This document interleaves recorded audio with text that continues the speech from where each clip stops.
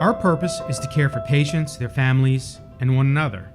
This can only happen with purpose and clear direction. We can change lives for the better, each person and every experience.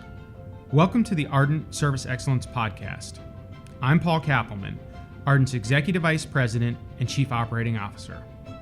This podcast was created to keep you and your teams informed, inspired, and invigorated. I'm Dr. James Hamilton. I'm a general vascular and bariatric surgeon at the University of Kansas Health System St. Francis campus. My dad was a small-town doctor in western Kansas.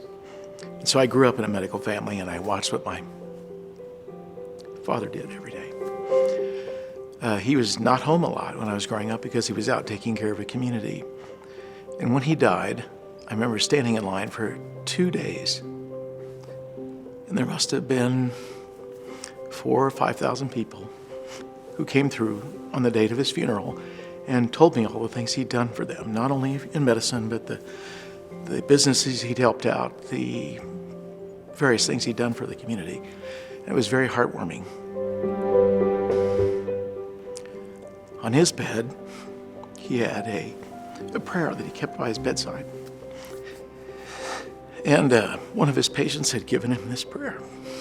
It was it's called simply a physician's prayer.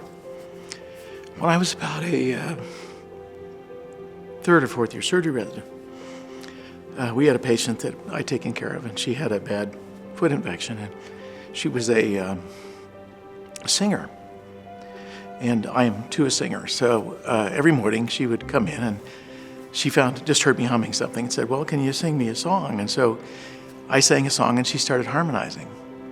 Every morning, we'd come into the room, we would do this little stick, with the singing. And the nurses started to gather around in the hallway, and she was probably in the hospital back then. This is before we had DRGs, for probably almost a month. Well, anyway, we did this for a month, and we would sing these little songs, and everybody would kind of gather around and listen to us sing 2 or 3 songs, and then we'd go on with the rounds. Well, when she left the hospital, she left me a package. And I went to get the package and opened it up. And of course, it was that prayer that my father had on his bedstand. And so I still keep that on my bedstand every day to remind me why I do what I do.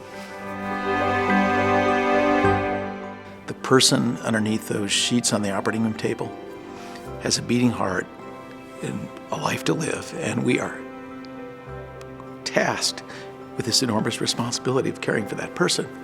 And everything that we do has to be directed to that.